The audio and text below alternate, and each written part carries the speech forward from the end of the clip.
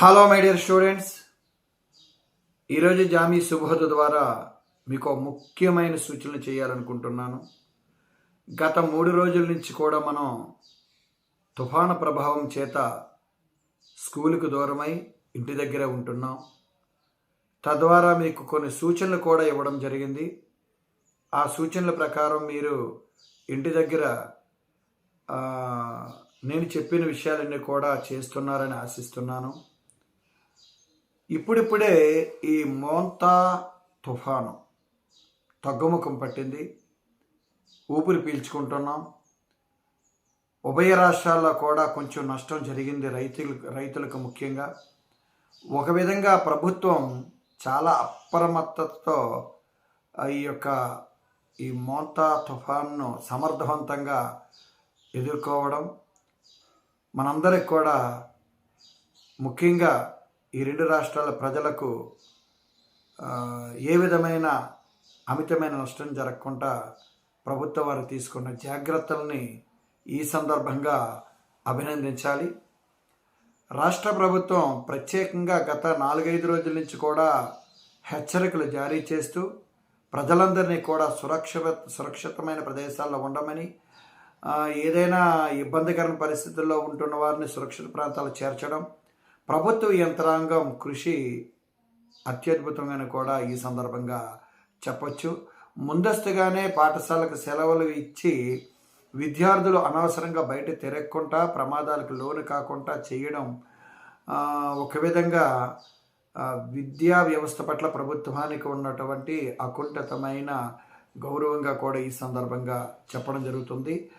నిజంగా ఈ ప్రభుత్వం ఈ విధంగా కూడా ప్రజల సంక్షేమానికి ప్రత్యేకమైన శ్రద్ధ తీసుకుంటుందని, ఈ మోంతా తుఫాను ద్వారా ప్రజలకు ఏ విధమైన కఠినమైన నష్టాలు జరగకుండా సమర్థవంతంగా తీసుకోవడం అందరికీ ఆనందదాయకం. అసలు విషయంలోకి వెళితే, ఈ మోంతా తుఫాను యొక్క ప్రభావం ఇప్పుడిప్పుడే తగ్గుముఖం పడుతుంది.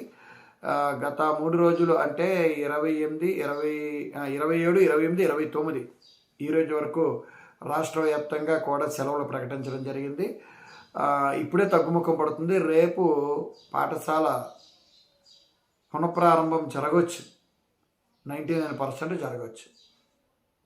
అయితే వర్షం తగ్గింది, అంతా బాగానే ఉంది అనుకొని ఈరోజు విద్యార్థులు ఎట్టి పరిస్థితుల్లో బయటికి వెళ్ళకండి. ఎందుకంటే ఆ ప్రదేశాలన్నీ కూడా బాగా వర్షం వల్ల నానిపోయి ఉన్నాయండి. రోడ్లు అవ్వచ్చు, ఆ చుట్టుపక్కల ప్రదేశాలు అవ్వచ్చు. అక్కడికి వెళ్ళడం వల్ల ఏమవుతుందంటే, ఒకసారి గాలి వీచిందనుకోండి, బాగా నానిపోయిన చెట్లన్నీ పడిపోయే అవకాశాలు ఉన్నాయి. నాచుపెట్టి ఉంది ఈ 3 రోజులను. రోడ్డు అంతా కూడా ఒక్కోసారి అక్కడక్కడ బురదగా ఉంది, అక్కడ జారిపడే అవకాశాలు ఉన్నాయి.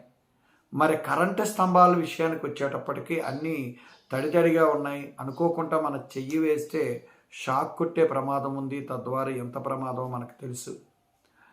ఇలా చాలా ప్రమాదాలు అనుకోకుండా జరుగుతూ ఉంటాయి. కాబట్టి ఎట్టి పరిస్థితుల్లో మీరు ఈరోజు బయటికి రాకండి. ముఖ్యంగా తల్లిదండ్రులు వారు ఎంత మారం చేసినా, అల్లరి చేసినా మాకు ఉపాధ్యాయులు తెలియపరచండి తప్ప వారిని మాత్రం ఎట్టి పరిస్థితుల్లో బయటికి పంపించకండి. చాలా ప్రమాదాలు. అదేవిధంగా మనకి ఈ పొలాల దగ్గరలో ఉన్న చెరువులు అవ్వచ్చు, లేకపోతే కాలువలు అవ్వచ్చు, ఇవన్నీ బాగా నిండిపోయి ఉన్నాయి. ఈ పిల్లలు చాలా ఉత్సాహంగా, అసలే తుంటరులు ఉంటారు కొంతమంది, వారు ఒక గుంపుగా వెళ్ళి అక్కడ స్నానం చేద్దామని, లేకపోతే అక్కడ తిరుగుదామని చేస్తూ ఉంటారు. ఈత రాక ప్రమాదానికి గురయ్యే అవకాశాలు ఉన్నాయి. గాలి ఇంకా వీస్తుంది, చెట్లు పడిపోయే అవకాశాలు ఉన్నాయి, జారిపడే అవకాశాలు ఉన్నాయి.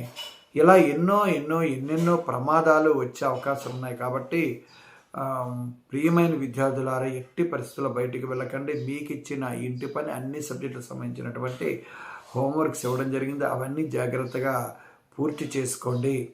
పూర్తి చేసుకుంటే మీకు కూడా ఏమవుతుందంటే, కొంచెం చదువుతున్నామైన ఆత్మ తృప్తి కలుగుతుంది. రాస్తున్నామనే ఆలోచన, ఉపాధ్యాయులు మమ్మల్ని మెచ్చుకుంటారనే ఒక రకమైన విశ్వాసం కూడా మీకు ఉంటుంది. కాబట్టి ఖచ్చితంగా మీరు ఖాళీగా ఉండకుండా ఆ పనులు, చదువుకు సంబంధించిన పనులు చేసుకోండి, బయట తిరగకండి. కొంతమంది తుంటర స్నేహితులు వచ్చి మిమ్మల్ని పిలుస్తారు, ఎట్టి బస్సులో వెళ్ళకండి, తల్లిదండ్రులారా పంపించకండి. ఇలాంటి ప్రమాదాలు జరిగే అవకాశాలు ఖచ్చితంగా ఉన్నాయి. అదేవిధంగా ఇప్పుడు ఈ చెట్లు కూడా అక్కడక్కడ విరిగిపోయేవండి. ఆ విరిగిపోయిన చెట్ల దగ్గర కూడా వెళ్ళకండి. ఎందుకంటే అక్కడ ప్రమాదాన్ని కలిగించే పాములు కూడా, విషసర్పాలు, విష పురుగులు కూడా ఉండొచ్చు. అందువల్ల చాలా జాగ్రత్తగా ఉండండి. నీరు పారుతూ ఉంటుంది, ఆ పారుతున్న వైపు కూడా మీరు వెళ్ళకండి. ఒక్కొక్క దగ్గర ఊబి ఉంటుంది, పడిపోయే అవకాశాలు ఉంటాయి. ఇలా ఎన్నెన్నో ప్రమాదాలు మనకు తెలియకుండా జరగవచ్చు.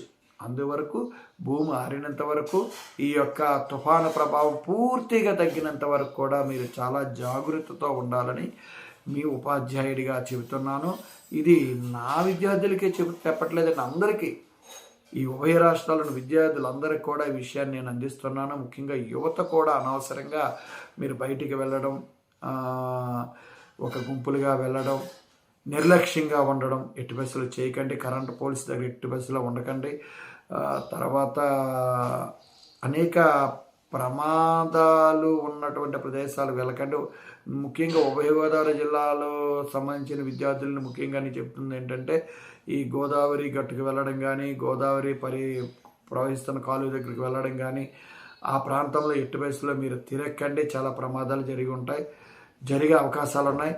మరి ఉత్తరాంధ్ర విద్యార్థులు చెప్పేది ఏంటంటే, చెరువులన్నీ కూడా విపరీతంగా నిండిపోయి ప్రవహిస్తున్నాయి. ఆ దరిదాపుల్లోకి వెళ్ళకండి, చాలా ప్రమాదాలు జరుగుతాయి. అదేవిధంగా రాయలసీమ, తెలంగాణ ఈ ప్రాంత విద్యార్థులకు కూడా చెబుతున్నది ఏంటంటే, మీ చోట్ల కూడా చెరువులు కానీ, బావులు కానీ, లేకపోతే ఈ నదులకు సంబంధించిన కాలువలు అన్నీ కూడా పొంగే అవకాశాలు ఉన్నాయి. కాబట్టి మీరు ఎట్టి బస్సులో వెళ్ళకండి. అంతా నేలంతా కూడా బాగా తడితడిగా ఉండి ఊబిగా ఉంటుంది. చెట్లన్నీ కూడా బలహీనంగా ఉంటాయి. ఏ క్షణానికి కూడా గాలులు కూడా వీస్తున్నాయి, ఏ క్షణాన్ని పడిపోయే అవకాశాలు ఉన్నాయి. ఒక్కొక్కసారి మనకి కరెంటు తీగలు కూడా పడిపోయి ఉంటాయి. అనుకోకుండా కరెంటు ఉండుంటే ప్రమాదాలు జరుగుతూ ఉంటాయి. మరి నిన్ను విజయనగరం జిల్లా అక్కడ ఆ స్కూల్ దగ్గర కూడా 30 మంది విద్యార్థులు కరెంట్ షాక్ కొట్టిందని, తక్కువ ఉండడం వల్ల ప్రమాదం తప్పించుకున్నారని కూడా మనకు వార్తలు రావడం జరిగింది. ఇలా కొన్ని చోట్ల చెట్లు విరిగిపోవడం, ప్రమాదాలు జరగడం కూడా జరిగింది. నిజంగా ఎంతో విపత్కరమైనటువంటి, భయాందోళన కలిగించినటువంటి ఈ మోంతా తుఫాను నిజంగా సురక్షితంగా ప్రజలందరినీ కూడా, మోంతా తుఫాను తీవ్రంగా ఉన్నప్పుడు కూడా ప్రజలందరూ సురక్షితంగా ఉండడానికి ప్రధాన కారణం మన రాష్ట్ర ప్రభుత్వం అని ఖచ్చితంగా చెప్పొచ్చు. ఈ సందర్భంగా రాష్ట్ర ప్రభుత్వానికి, యంత్రాంగానికి, అధికారులకు అందరికి కూడా నా హృదయపూర్వక ధన్యవాదాలు తెలియజేస్తున్నాను. ఎక్కడ ఏ విధమైన ప్రమాదకరమైనటువంటి విషయాలు జరగకుండా అప్రమత్తంగా ఉంటూ ప్రజలందరినీ కూడా, అందరికీ కూడా మంచి క్షేమంగా ఉండే ఏర్పాట్లు చేయడం అభినందించదగ్గ విషయం. ఈ విధంగా కూడా ప్రభుత్వం ఎప్పుడూ కూడా అప్రమత్తంగా ఉంటే మన ప్రజల సంక్షేమం చాలా బాగుంటుందని ఇది ఒక ఉదాహరణగా కూడా చెప్పచ్చు. కాబట్టి తల్లిదండ్రులారా, ముఖ్యంగా విద్యార్థులను, అది హై స్కూల్ విద్యార్థులు అవ్వచ్చు, ఇంటర్మీడియట్ డిగ్రీ విద్యార్థులు అవ్వచ్చు, కంప్లీట్ అయిన యువతను కూడా ఎట్టి వయసులో బయటికి పంపించకుండా వాళ్ళు చాలా కంగారు, ఉత్సాహం ఆపుకోలేరు. బయటికి వెళ్తారు, ఇంట్లో ఎప్పుడు ఎంతసేపు ఎలా అంటూ ఉంటారు. అయినా ఏదో నయానో భయానో వాళ్ళని బయటికి పంపించకండి, ప్రమాదాలు కొని తెచ్చుకునే అవకాశం ఇవ్వకండి. తర్వాత విద్యార్థులారా, మీరు తల్లిదండ్రుల మాటలు వినండి, పెద్దల మాటలు వినండి, ఉపాధ్యాయుల మాటలు వినండి. మీరు నిర్లక్ష్యంగా ఉండి ప్రమాదాలు తెచ్చుకొని అందరినీ ఇబ్బంది పెట్టకండి. నిండు నూరేళ్ళు ఆయురారోగ్యాలతో ఉండవలసిన మీరు, సమాజానికి ఉపయోగపడవలసిన మీరు,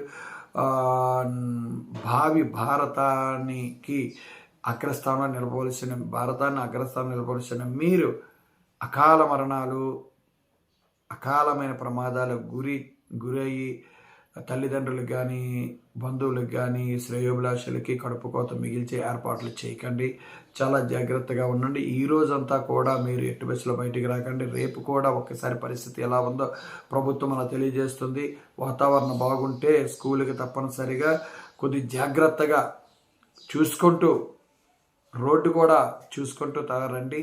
అంతగా నిర్లక్ష్యంగా ఎట్టి పరిస్థితిలో ఉండకండి. ఇది నేను విద్యార్థులకు, యువతకు, తల్లిదండ్రులకు ఇచ్చే సూచనలు. ఈ సూచనలు తూచా తప్పకుండా పాటిస్తారని మీ అందరినీ మరొకసారి కోరుకుంటున్నాను.